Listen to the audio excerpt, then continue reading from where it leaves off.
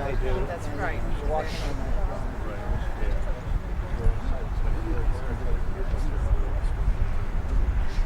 Are we going to be on schedule, you think?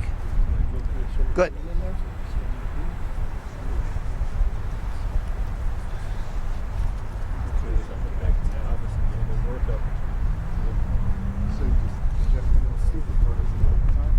I just bought a house. I usually go back. I think Stan would like the casual nature. My wife is not. Well, part of me probably. But on the other hand, he always said he wanted. I was actually, I told you this, but I was halfway through Indiana and I got the call and I had to turn around and come back.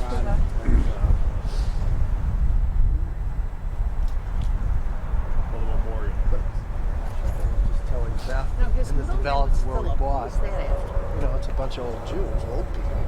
They're like really cracking down. Stan is after Sam.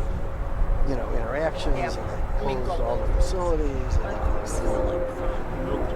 It's actually more than what they're doing outside of the gated community. Good. Yeah. Well, it's maybe No, it it's isn't.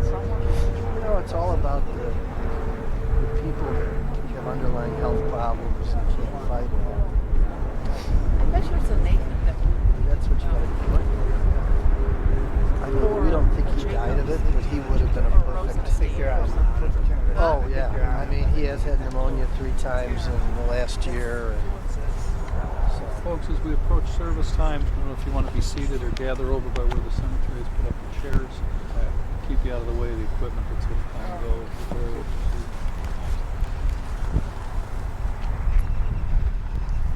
Beth, you get a chair. Oh, not that I'm oldest. no. Watch your step towards the Yeah. That's right.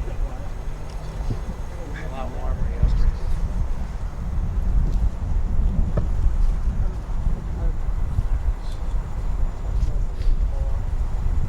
I actually don't have this. No, we want you.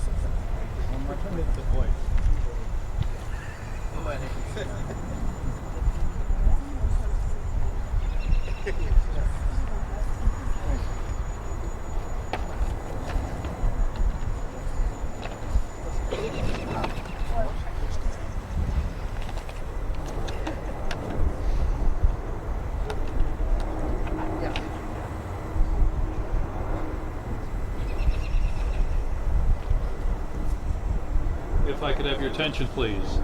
At this time, we're going to begin the services here at the cemetery for Mr. Stanley P. Jacobs.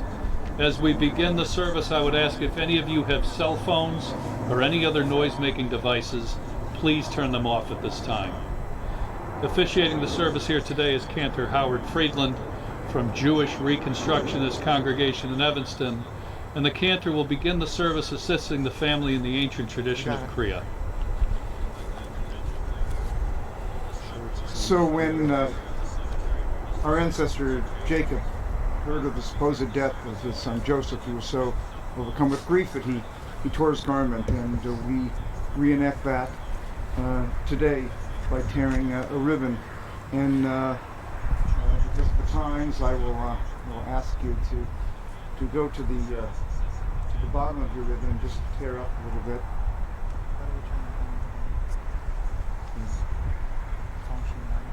You said these words, Baruch atah Adonai Eloheinu melech haolam dayan ha'emet. Blessed are you, eternal God, true judge. Adonai natan, Adonai lakach, Yehi Shem Adonai mevorach. God has given, God has taken away.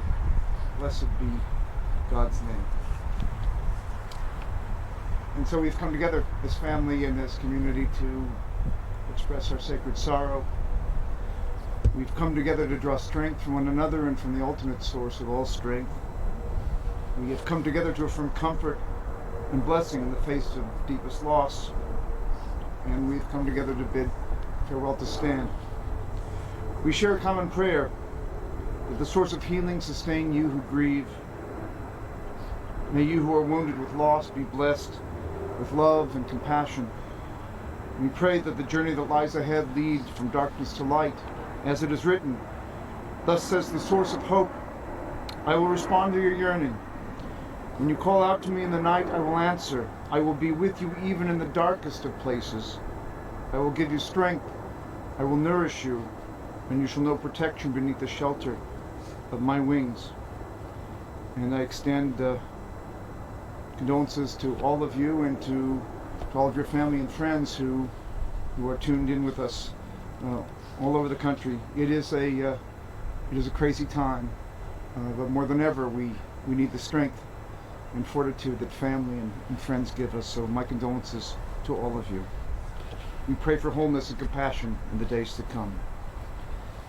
The 23rd Psalm. Mizmor LeDavid, Adonai roi lo echsar, linot dasher bitzeni, al me menuchot, yenachaleni. Nafshi yishovev,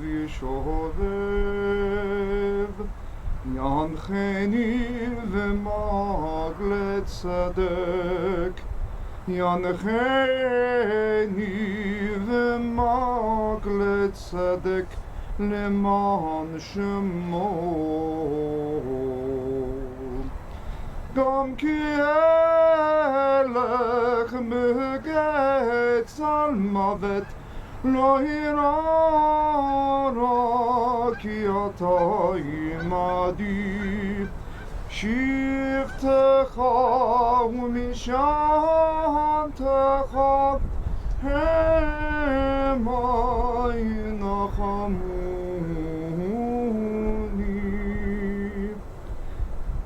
Baruch lefanai, shulchan neged tzorerai, nishan tov Hashem en roshi, kosi revaya. Ach tov chesed yerdefuni kol yemei chayai, v'shaveti bevet Adonai leorech yamim. Adonai roi lo echsar, Adonai roi lo echsar. Let's read the English translation together, found in the pamphlets. The Lord is my shepherd, I shall not want. He maketh me to lie down in green pastures. He leadeth me beside the still waters. He restoreth my soul. He leadeth me in the paths of righteousness for his name's sake.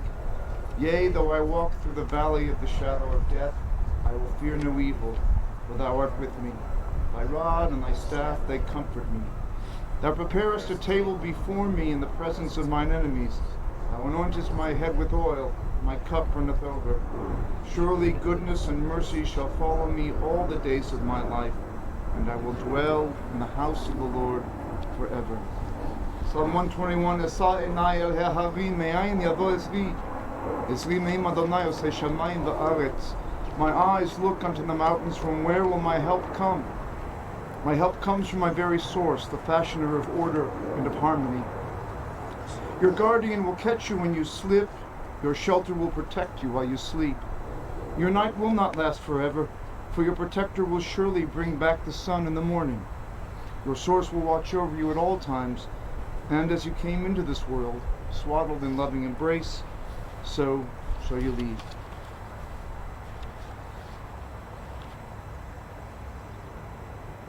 From Ecclesiastes, Kohelet. A generation goes, a generation comes, but the earth remains forever. The sun rises, the sun sets and glides back to where it rises again. Southward blowing, turning northward, ever turning, blows the wind. On its rounds the wind returns. All streams flow into the sea, but the sea is never full. to the place from which they flow.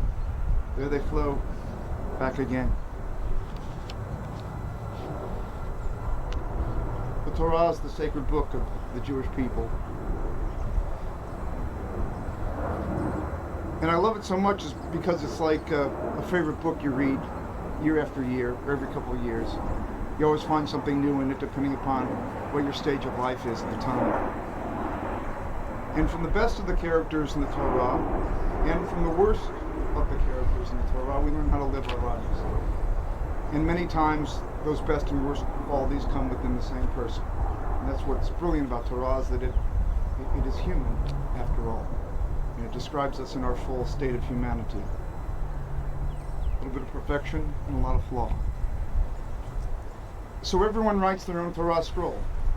In fact, it's very, very interesting to read the obituaries, because every time you read, and I think we talked about this, Jeff, you read a complete life. Everyone lives an interesting life in some way, and everyone is the central character in their own life, whether they're a central character in the spheres around them or not. And so today we'll hear about Stan's Torah and the legacy he left us. So first I'd like to call upon his brother Steve. Steve.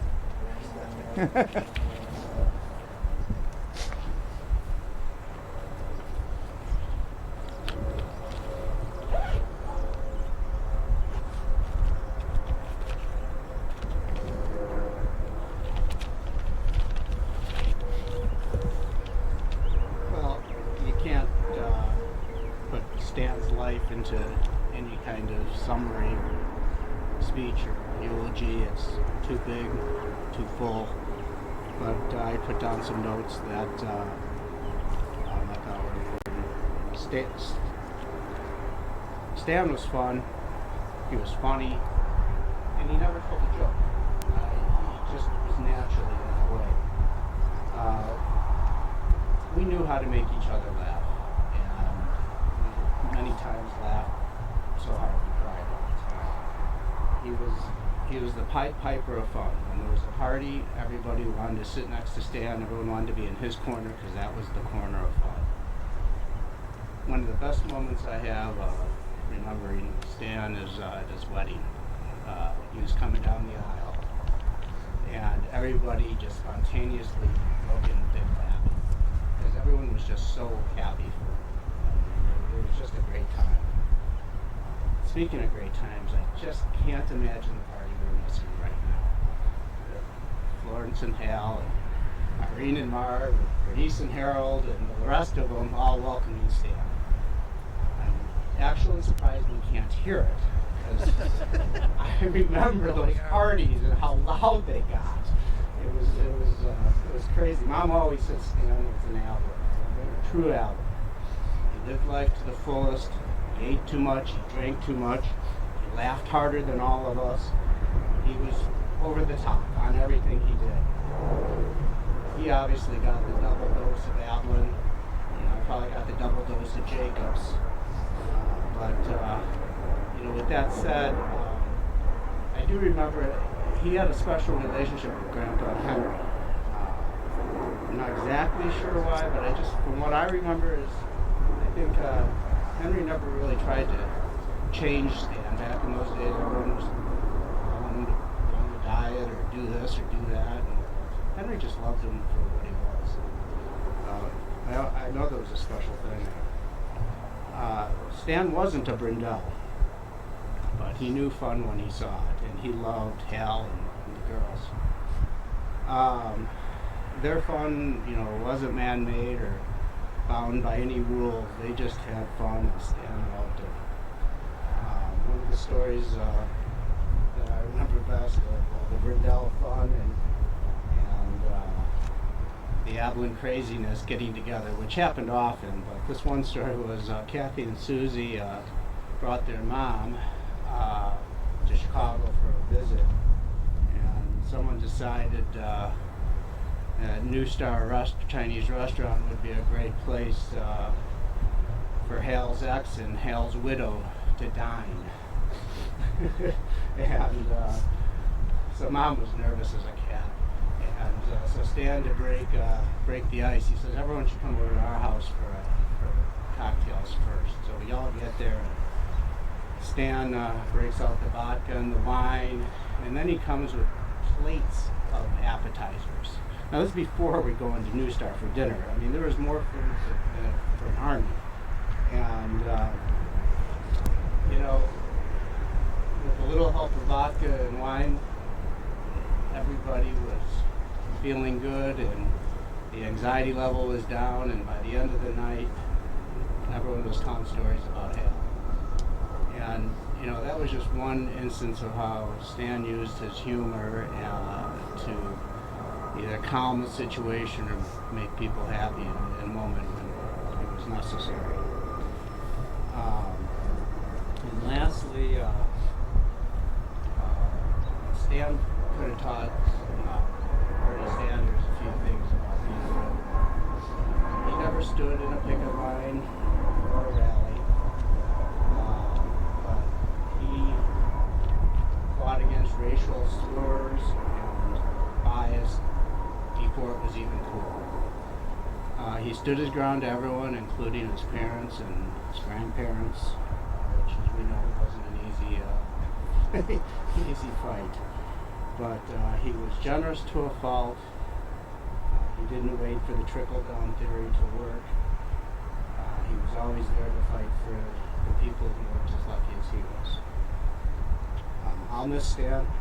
Holiday parties, family events won't be the same without it. Thank you, Steve.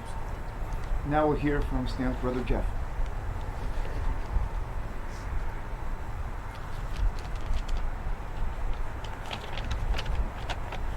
Stan used to say, keep it short. My brother died too young, but the life he lived was measured by many more years. He lived life to the fullest.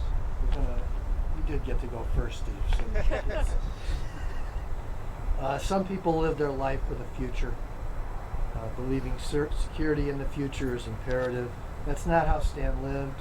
He lived his life for today, and that was his choice, and he never wavered. Growing up with Stan was always full of surprises. There was a time when Stan was about 12, when he wandered off with the Fuller Brushman, which you probably have no idea what that is, but the door-to-door salesman. I guess he wanted to earn a few bucks, but if there was an Amber Alert in those days, this would have triggered it. Police were mobilized. My dad emptied the dealership and they searched the Des Plaines River. When he finally wandered back, the first thing that happened is I got blamed for not watching him. He was very happy about that. It deflected the issue. Then there was a time when I was in college when, confronted by my parents about some misdeeds, Stan blurted out, I forgave Stan. Many years later, but I did forgive him. Stan was a wonderful friend to a large group of great people. A treasured uncle to any child in our family, a great brother, cousin, and a social democrat bordering on a socialist who championed the underprivileged. His young nieces and nephews could not wait for a holiday or a birthday to receive gifts from Uncle Stan that were clearly over the top. That was Stan. He had to make a statement. And when Stan married Kathy, everyone was so happy for him. It was like a sigh of relief. This probably was the best period of his life. He finally had a life partner in happiness. He moved to Palm Springs and enjoyed his life as only Stan could do. Stan's final 2 years or so is what makes me the most sad. As he grew older, his health failed. He lost his wife. He struggled keeping his business afloat. His health history included every illness you can imagine, from cancer to stroke to diabetes. He fought through it all. When it finally caught up with him, he fought a valiant fight, but it wasn't enough. I know I talked to all of you during his last bout in the hospital, but Steve and I never thought he'd get out of there. the doctors wanted to pull the plug, and we said, no, another day, and then he just woke up. And he was great at the rehab. He checked himself out, and he was ready to move to California. That's the kind of fight that was still left in him. Keep Stan in your thoughts as a kind, fun, loving guy who cared about you all and your family. He lived life hard and had no regrets. Stash would be missed. Thank you, everybody.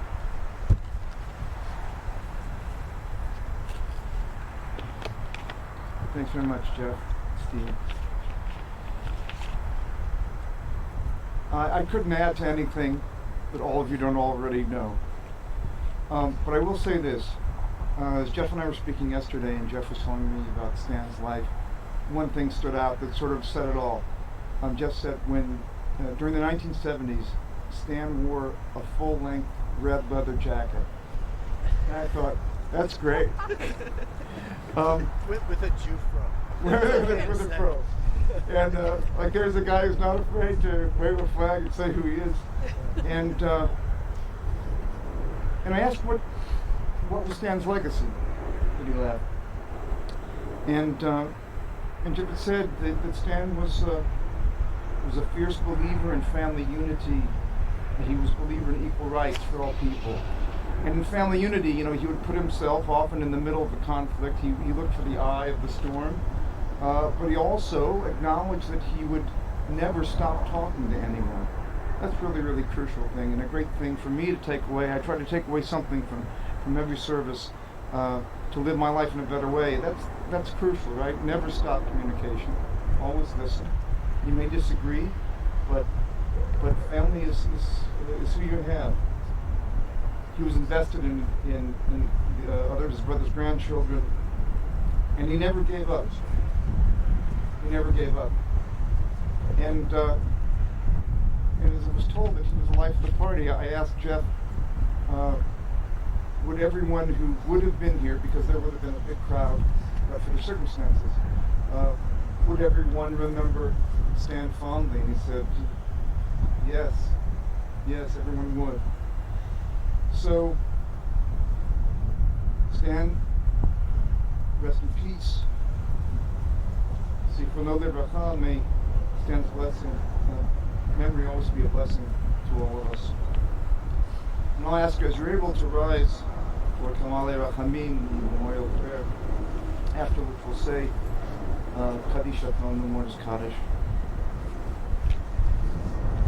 El Mare Rachamim, Shoachen Ba'amramim, Ametzenu Chanechana Tachat Kanfei HaShchina, Be'malot Kedoshim U'Tehorim, Kezohar Rakia Masirim, Et Nishmat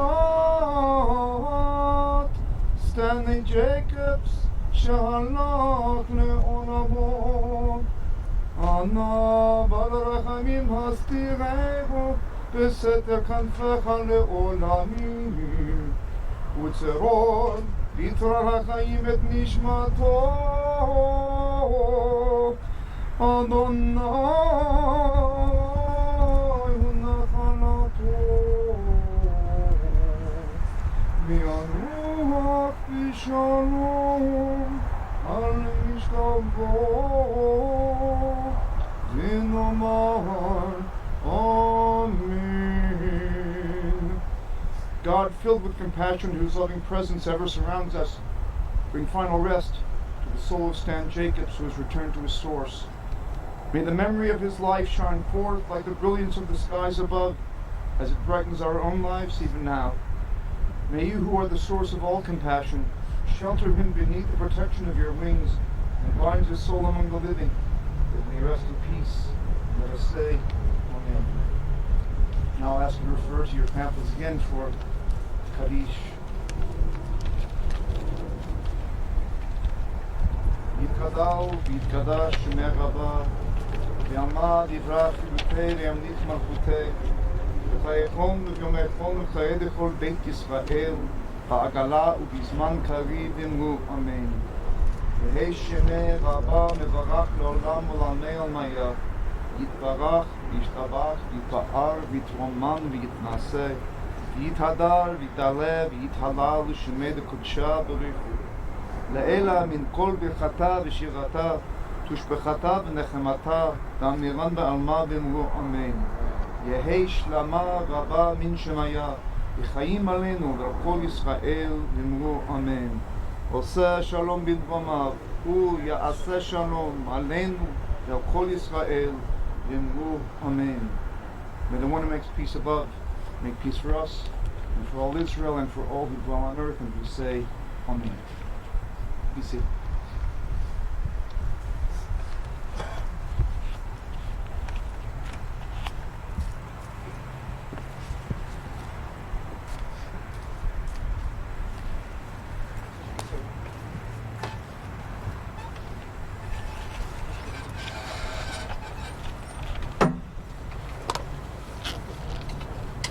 Birth is a beginning, and life a destination, and life is a journey. From childhood to maturity, and youth to age, from innocence to awareness, and ignorance to knowing, from foolishness to discretion, and then perhaps to wisdom, from weakness to strength, from strength to weakness, and often back again, from health to sickness, and back we pray to health again, from offense to forgiveness, from loneliness to love, from joy to gratitude, from pain to compassion, and grief to understanding, from fear to faith, from defeat to defeat to defeat, until looking backward or ahead we see that victory lies not in some high place along the way, but in having made the journey, stage by stage, a sacred pilgrimage. Birth is a beginning and death a destination, but life is a journey, a sacred pilgrimage.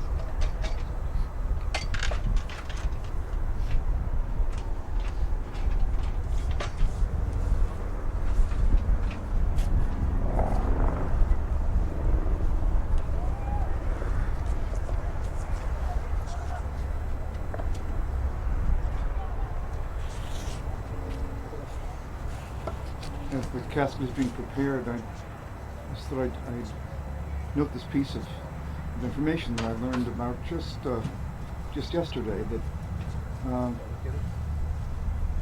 during past, when there were illnesses, well, not just illnesses, when there were hard times for the Jewish people, there would be weddings that took place in cemeteries. They were called black weddings. Everyone would be dressed in black. The bride would wear a black dress. The chuppah would be black. In hopes of having that ceremony in this place would ward off any ills. an interesting thing that happened, and still goes on today. There's a wedding that took place in Israel a couple of days ago.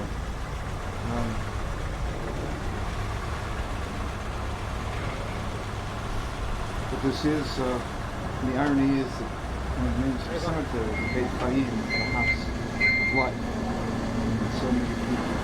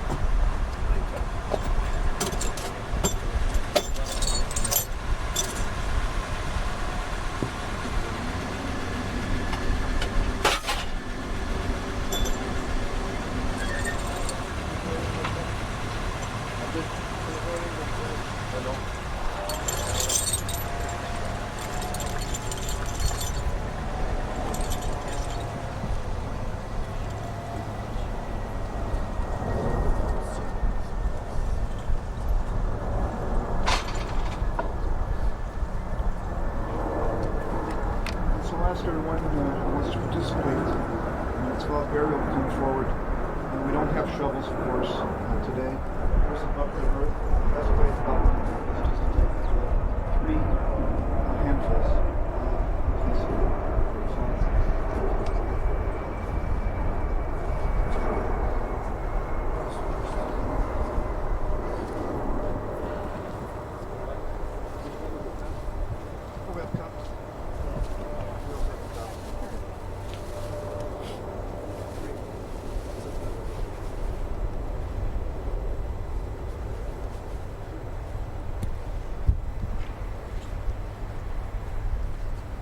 For everyone, if you'd like to take a separate cup.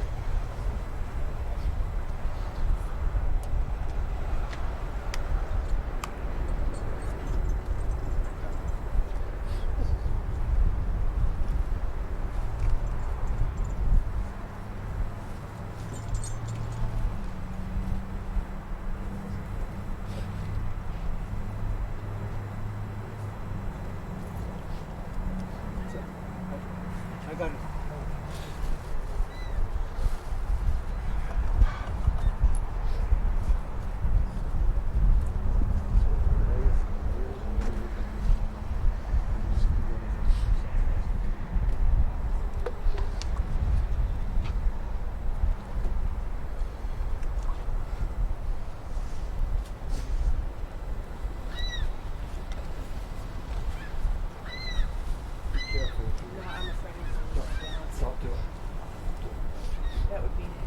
Stand up. He'd love it. He would. He'd have a good laugh.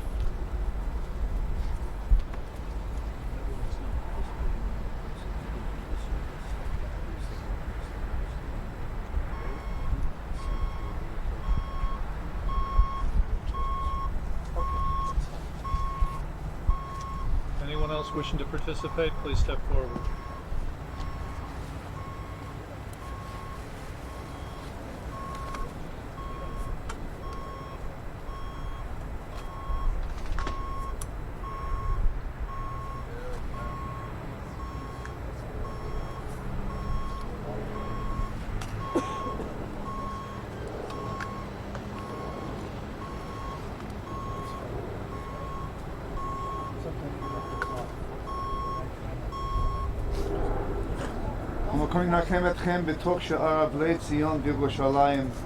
And God console you with all who mourn in Zion and Jerusalem. And now we go forth in peace. So wish you Shabbat Shalom. And stay safe, stay. This concludes the service here at the cemetery. Any of you wishing to stay and watch the final covering of the grave is welcome to do so.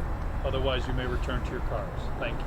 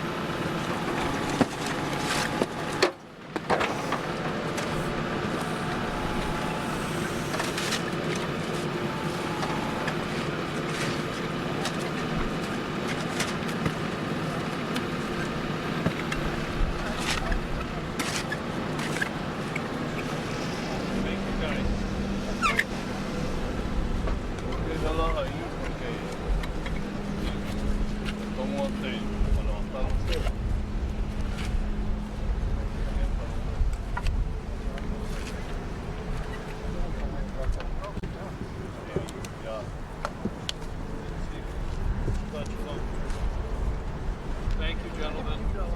Thank you. Thank you. Hope you can be under better circumstances. Well, I would hope. For sure. Soon. Yeah. Did we disconnect?